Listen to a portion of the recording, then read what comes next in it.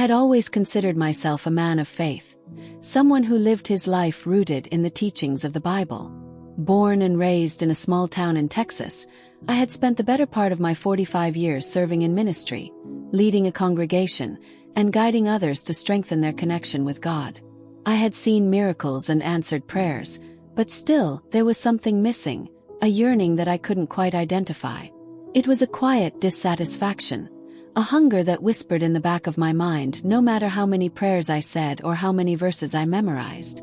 My name is Jason Brooks, and for years I had devoted my life to the church, teaching about the power of prayer, worship, and spiritual discipline.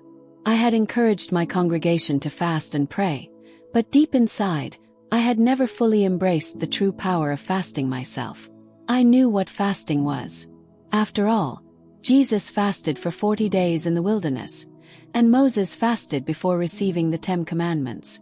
Yet fasting to me had always been a tool for seeking answers, a way to earn a breakthrough. It wasn't something I saw as essential to drawing closer to God. I had always thought fasting was a discipline of self-denial, something done when you needed clarity or guidance.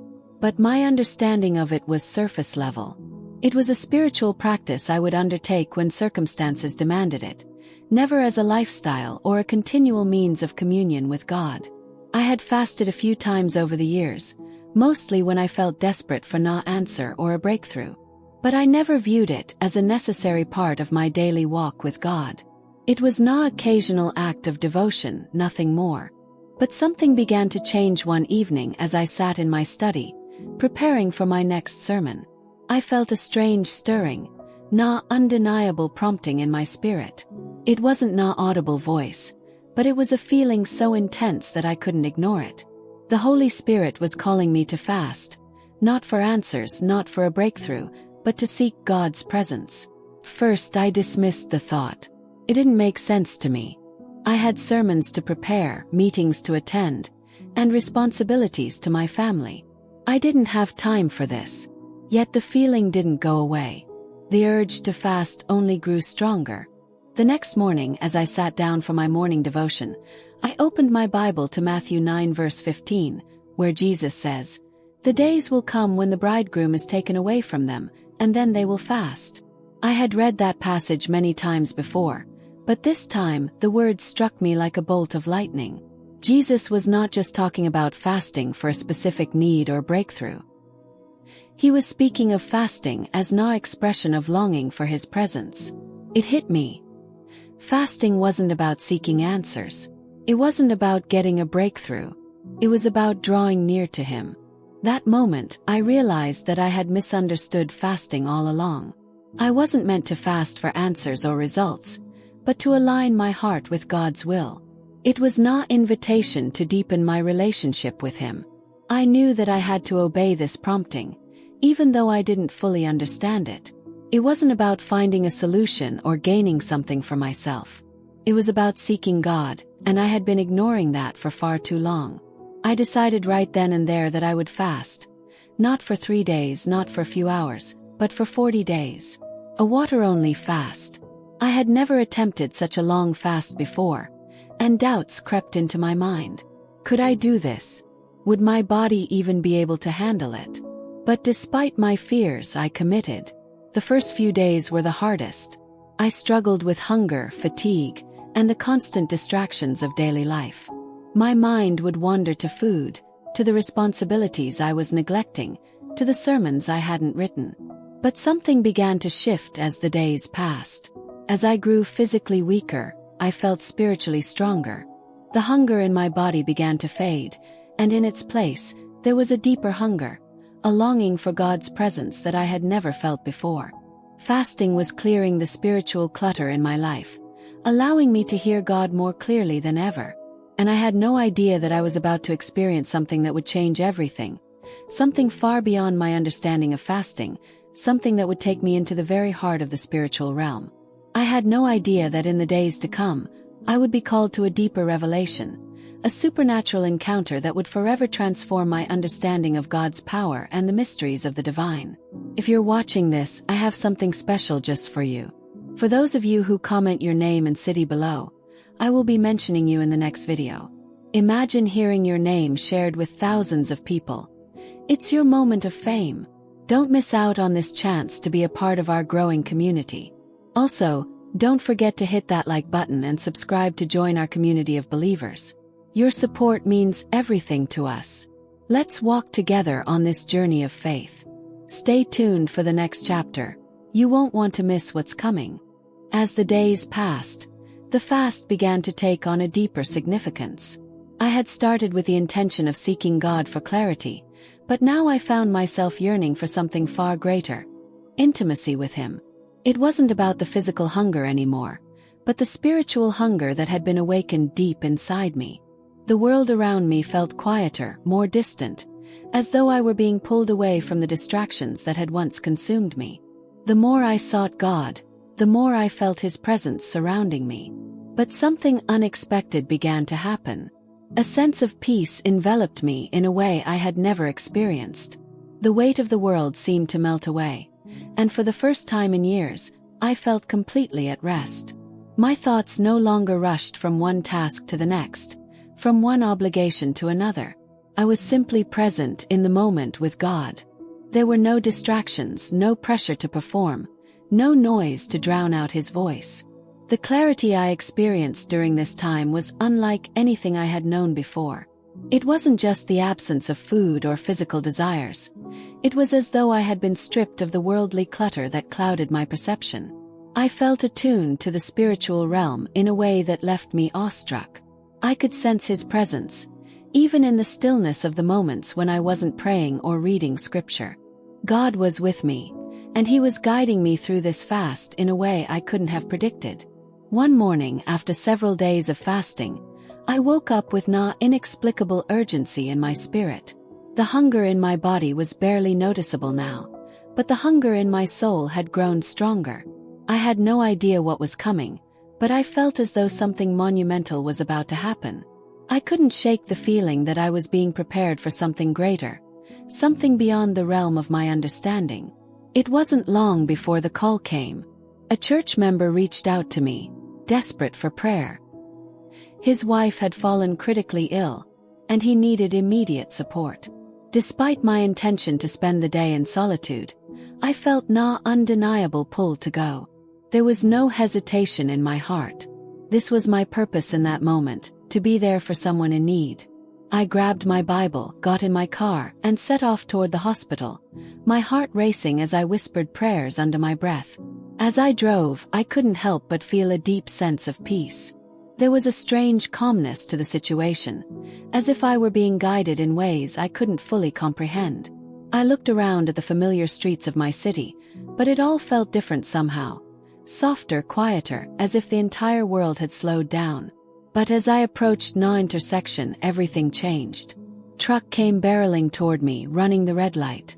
The sound of screeching tires and metal colliding filled my ears as I braced myself for impact. In an instant, everything went dark. There was no pain, no fear. Just an overwhelming sense of peace, as though I had been swept into another realm. And then, in the blink of an eye, I was no longer in the car. I was outside my body, looking down at the wreckage below. The scene before me was surreal. I saw my lifeless body, blood trickling from a deep gash on my forehead. Paramedics arrived almost immediately, pulling my body from the wreck, working frantically to revive me. But I wasn't afraid. I was calm, detached, as though the physical world no longer had any hold on me. I could hear everything. The panic in the truck driver's voice, the urgency in the paramedics' movements, the prayers of bystanders who had gathered to help. But it all felt distant. My thoughts were not on the crash or the chaos unfolding around me. Instead, I felt a pull, a force drawing me upwards, away from the scene. I was being pulled into a realm beyond time and space, into a tunnel of light that stretched endlessly toward the heavens. It wasn't just light. It shimmered, pulsating with colors I had never seen before, beyond anything my mind could grasp. I ascended effortlessly, as though being carried by an invisible hand. With each passing moment, the presence of God became more real, more tangible. Love, peace, and joy saturated every part of me. The weight of earthly concerns, My responsibilities, my worries, my fears, all melted away. I was home, and I knew, without a doubt, that I was about to see something beyond anything I had ever imagined. As I ascended through the tunnel of light, I felt an overwhelming sense of peace, unlike anything I had ever known. The further I went, the more the physical world seemed to fade into the background, until all that remained was an infinite, radiant presence. The light itself was unlike anything I could describe. It shimmered with hues of gold, sapphire, and amethyst, each color more vibrant and alive than any earthly shade. It was as if the light was not just surrounding me but entering me, filling every part of my being with a warmth so pure. It was almost divine. I had no words to describe it. No human language could adequately capture the depth of what I was experiencing. It felt as if I was moving toward the very source of love, the heart of creation itself. When I emerged from the tunnel, I found myself standing in a place that defied all earthly comprehension. It wasn't like anything I had ever seen before. The sky above me was not like the sky on earth. It was alive, constantly shifting, radiating with brilliant hues that seemed to pulse with life. The air itself hummed with a melody that wasn't played by any instruments, but was woven into the very fabric of the atmosphere, resonating through every fiber of my being. It was a song of peace, of eternal joy, and of undying love. The landscape before me was unlike anything on earth. Rolling meadows stretched endlessly in every direction, covered in flowers that shimmered with divine light. The fragrance was unlike any scent I had ever known. It wasn't just something my nose could smell. It was something my soul could feel. It was purity. It was holiness. It was love. As I stood there, taking in the overwhelming beauty of the scene, I noticed something remarkable. People moved gracefully around the meadows, clothed in robes of radiant light. Some were kneeling in deep adoration, their faces lit with indescribable joy. Others were engaged in joyful conversation, their laughter like a melody that resonated through the air. In the distance, I saw what looked like a majestic throne room, bathed in the same radiant light that filled everything around me. I felt no need to ask questions. It was as though I understood deep within my spirit that heaven was not just a place. It was a reality far more real than anything I had known on earth. There was no longing, no desire to understand more. I was simply content in the presence of what I was witnessing. It was perfect, complete, and I knew without a doubt that this was home. But then I saw something that stopped me in my tracks. Golden threads of light stretched from earth into heaven, weaving through the expanse like intricate patterns that formed a connection between the two realms. These threads were numerous, but some were brighter than others, pulsing with divine energy. It was as if each one was a prayer, a cry, a call reaching up toward heaven, connecting the two worlds in a powerful and profound way. I had no idea what these threads represented, but I knew they were significant. And then, from somewhere behind me, I heard a voice I recognized instantly. "Jason," the voice called, shaking the very foundation of my being. "I have brought you here to show you what your eyes have not seen and your ears have not heard. The power of fasting in these last days." It was Jesus. His voice, filled with love and authority, echoed in my soul. And when I turned to face him, I saw him standing there, radiating glory beyond description. His presence was overpowering, yet overflowing with love. His eyes held eternal wisdom, yet they gazed upon me as if I were the only person in existence. I fell to my knees, overwhelmed by the sheer magnitude of his presence. I had known about Jesus all my life, but in that moment I truly knew him. His love was so powerful, so transformative, that I couldn't help but weep before him. He extended his hand toward me, and in that instant, I felt a surge of power unlike anything I had ever experienced. "Watch," he said softly, his voice filled with urgency. Suddenly, I was no longer standing in the radiant courts of heaven. I was shown a vision that would change my entire understanding of fasting, of spiritual warfare, and the power available to every believer. The vision was so vivid, so real, that it felt as if I was witnessing these events unfold in real time. The vision unfolded before me with such clarity that I could hardly believe my eyes. I stood in the presence of Jesus, overwhelmed by his radiance and love. He spoke of fasting not as a ritual or a discipline, but as a weapon of divine power, a bridge that connected heaven and earth in ways I had never understood before. It wasn't just a physical act, it was a spiritual transaction, one that opened doors to the supernatural. "Look," he said, extending his hand toward the sky.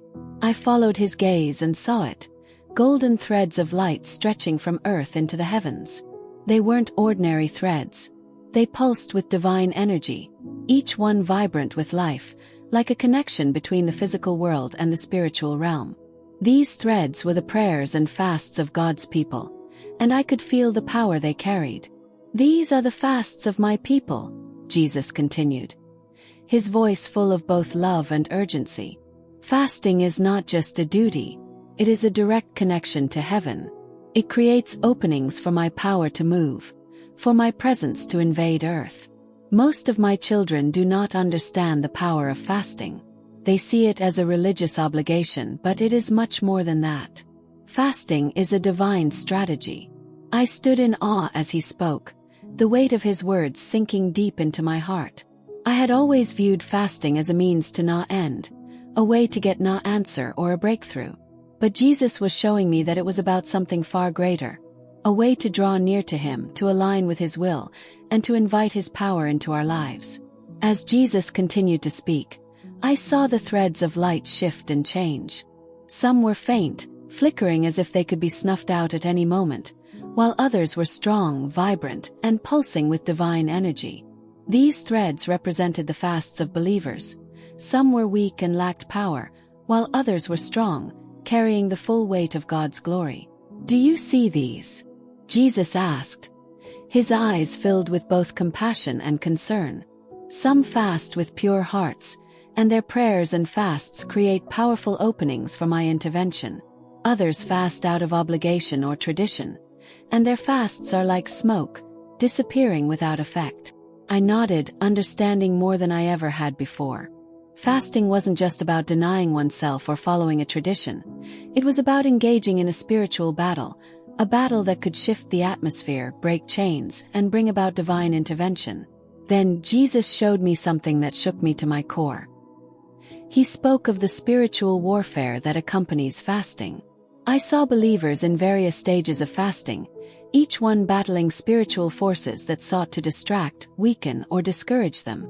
Some gave up too soon, their golden threads fading away, while others persevered, their fasts breaking through demonic strongholds, releasing healing and bringing revival. "Do you see?" Jesus said, his voice filled with authority. "The enemy fights against fasting because he knows that when my people fast with pure hearts, they become dangerous to the kingdom of darkness. Fasting is a weapon that shatters chains and opens the door for my power to move." As I watched, I saw the power of fasting unfold in real time. I witnessed the strength of believers who, through fasting and prayer, broke the chains of addiction, healed broken relationships, and even brought revival to entire cities. Fasting wasn't just a personal discipline. It was a collective force, capable of changing the course of nations. Jesus then turned to me, his eyes filled with compassion. "Tell my people that fasting is not optional. It is essential for what is coming. The days ahead will require my people to walk in a power they have never known.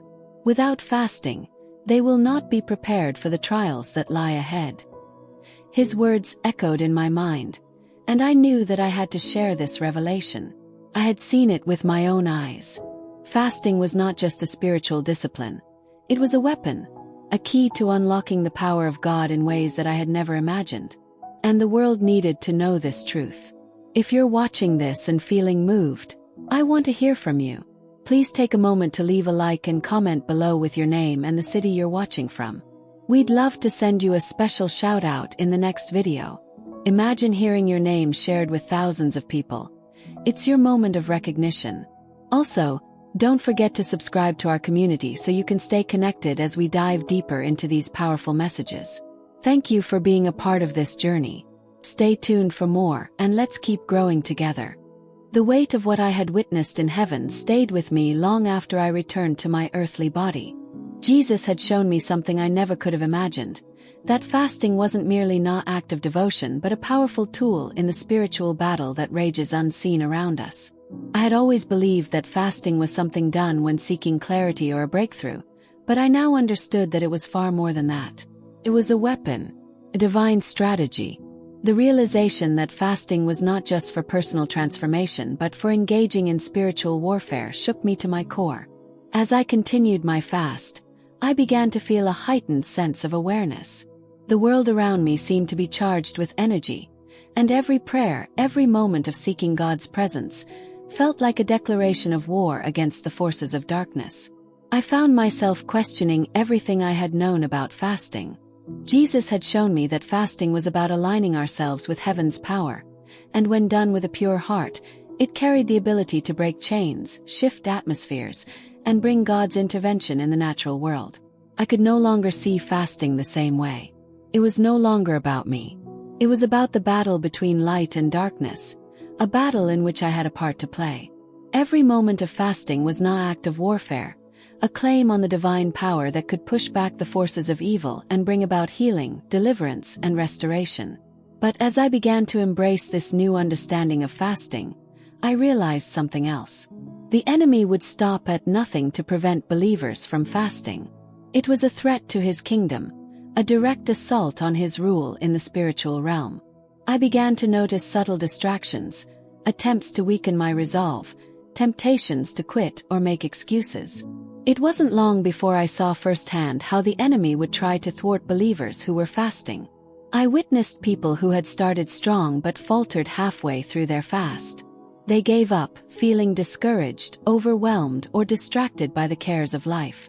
I saw how easily the enemy could plant seeds of doubt, convincing them that their fast wasn't making a difference, that they weren't strong enough, that they should quit.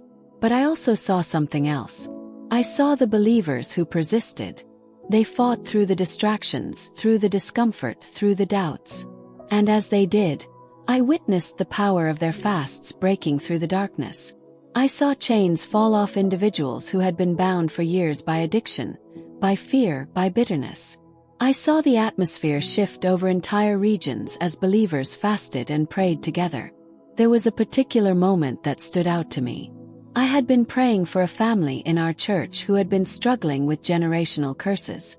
The father had been an alcoholic for most of his life, and his children were following in his footsteps.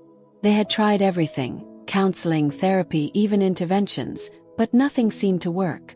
But as I fasted and prayed for them, something began to shift. It was subtle at first, but I could feel the presence of God moving. The chains of addiction began to loosen. The walls of bitterness began to crack. It wasn't just the father who was being set free.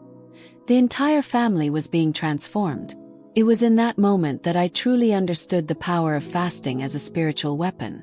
It wasn't just for us as individuals, it was for the world around us. It was for the people we loved, for the cities we lived in, for the nations that were in desperate need of God's intervention.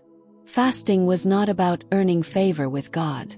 It wasn't about twisting His arm to get what we wanted. It was about aligning ourselves with His will, joining in His battle against the forces of darkness, and inviting His power to flow through us. As I continued my fast, I felt the urgency growing inside me. I knew that I had been shown a truth that the world needed to hear. Fasting was not optional. It was a divine mandate for the days ahead. We were entering into a season where spiritual strength would be necessary to withstand the trials to come. Without fasting, we would not be prepared for what was about to unfold. The weight of this revelation pressed upon me. I had been given a glimpse of the unseen battle, and I could not remain silent. The enemy was working tirelessly to distract, discourage, and destroy, but God was calling His people to rise up, to stand firm, and to fast like never before.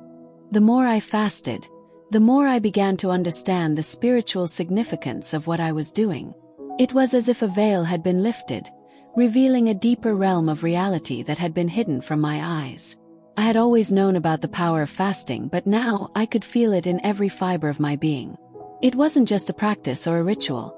It was a profound spiritual engagement, a direct confrontation with the forces of darkness that sought to silence the power of God in our lives. Every day, as I fasted and prayed, I felt a shift in the spiritual atmosphere around me. It was subtle at first, but as the days went on, the changes became undeniable. I felt stronger, more focused, more connected to God. My prayers were more powerful, more direct, and I could sense that the enemy was becoming restless. The more I sought God, the more the forces of darkness sought to distract and discourage me. But I pressed on.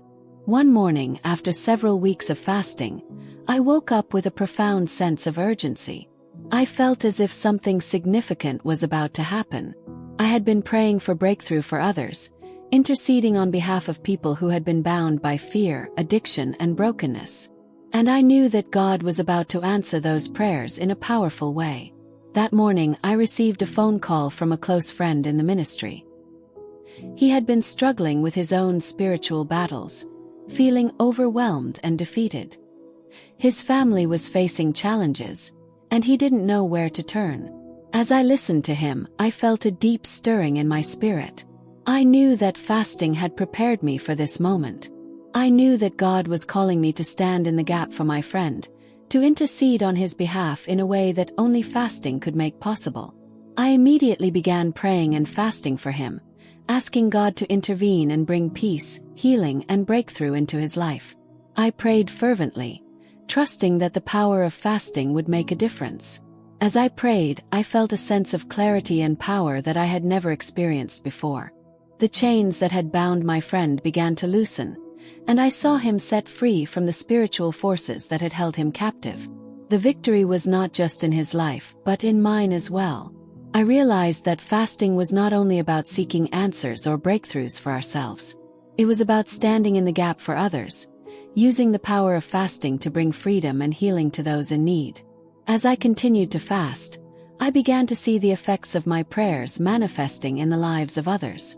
Addictions were broken, relationships were restored, and people began to experience the love and power of God in ways that could only be explained by the supernatural. I saw miracles unfold before my eyes, and I knew without a doubt that fasting was the key to unlocking the power of God in the world. But I also began to understand the cost of fasting. It wasn't easy. It required sacrifice, discipline, and unwavering faith. The enemy fought back with everything he had, trying to distract, discourage, and deceive. But I was determined to press on. I knew that I had been called to a deeper level of spiritual authority, and fasting was the pathway to that authority. As I continued in this journey, I realized that fasting was not just a personal discipline but a call to action for the body of Christ. We, as believers, are called to stand together in prayer and fasting, to intercede for one another, and to fight the spiritual battles that are unfolding in the world around us. We are called to take back what the enemy has stolen and to bring about God's will on earth. And as I pressed forward, I began to see a larger picture, a picture of what the church could accomplish if we truly embraced the power of fasting. Imagine what would happen if every believer engaged in fasting with a pure heart, seeking God's will above all else. Imagine what would happen if the church became a unified force, fasting and praying together, pushing back the forces of darkness and bringing revival to the nations. That vision became clearer with each passing day. And I knew, without a doubt, that fasting was not just a personal discipline. It was a divine mandate for the church.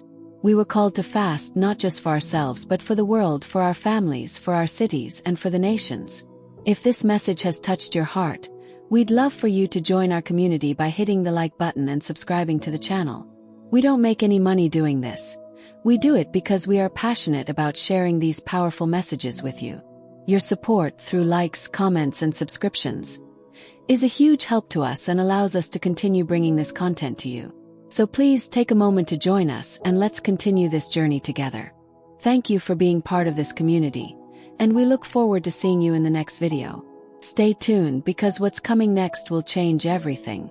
As I stood before Jesus in that sacred place, His presence overwhelming me, I felt the weight of all that had been revealed. Fasting was not just an act of discipline or self-denial. It was a divine weapon, one that carried the power to break spiritual strongholds, bring about healing, and release God's intervention into the world. It was not something to be taken lightly, but something to be embraced with all our hearts, minds, and souls. I had witnessed firsthand the profound impact of fasting. I had seen lives transformed, families healed, and nations shifted because of this powerful practice. But what struck me the most was the call Jesus had placed on the church, a call to return to fasting with pure hearts, to reclaim this weapon for the spiritual battles ahead. But the urgency was real. The days ahead would require believers to walk in a power they had never known.